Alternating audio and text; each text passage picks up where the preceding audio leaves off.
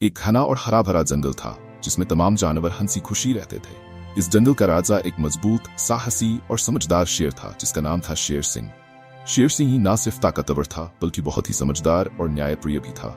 वह सभी जानवरों के लिए आदर्श था और हर किसी की मदद करता था।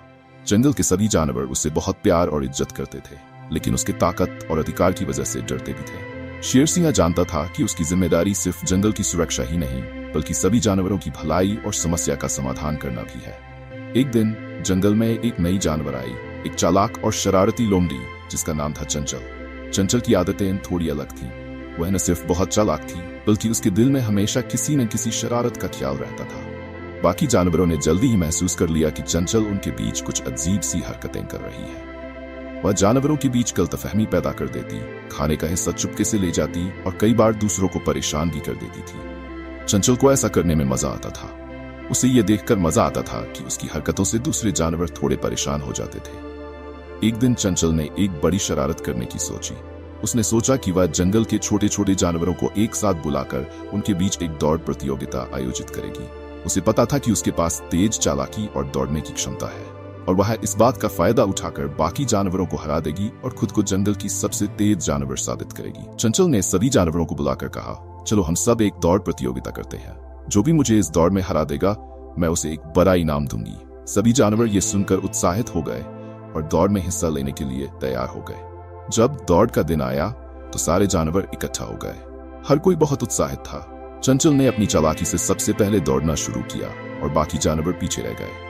चंचल को पूरा यकीन था कि वह जीत जाएगी, लेकिन जंगल का सबसे छोटा और तेज जानवर, एक खरगोश जिसका नाम फुदकू था, ने अपनी सारी ताकत से दौड़ लगाई और चंचल को हरा दिया। फुदकू की जीत से सभी जानवर खुश हो गए और चंचल को यह समझ में आया कि वह हमेशा अपनी चालाकी से जीत नहीं सकती।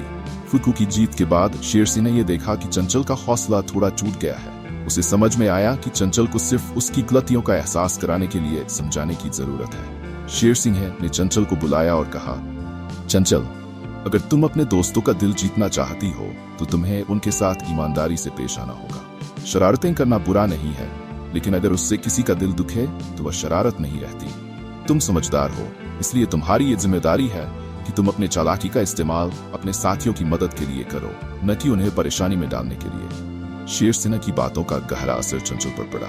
उसे अपनी गलतियों का एहसास हुआ और उसने मन ही मन तय किया कि वह अब दूसरों को परेशान नहीं करेगी। उसने सभी जानवरों को एक जगह बुलाया और उनसे माफी मांगी। उसने कहा, मुझे अपनी गलतियों का एहसास हो गया है।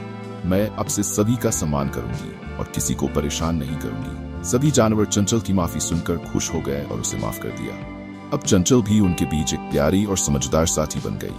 सभी जानवर फिर से हंसी खुशी से रहने लगे और जंगल में शांति का माहौल बना रहा। इस कहानी से हमें यह सीखने को मिलता है कि चालाकी का इस्तेमाल केवल खुद की भलाई के लिए नहीं बल्कि दूसरों की मदद और भलाई के लिए भी किया जा सकता है। शेर सिंह जैसे समझदार और न्यायप्रिय राजा ने यह साबित किया कि असली ताकत सिर्फ शारीरिक शक्ति में नहीं बल्कि सोच और समझ में होती है। लोमड़ी चंचल ने भी ये सीखा कि चालाकी का सही इस्तेमाल करना ही उसकी असली जीत है।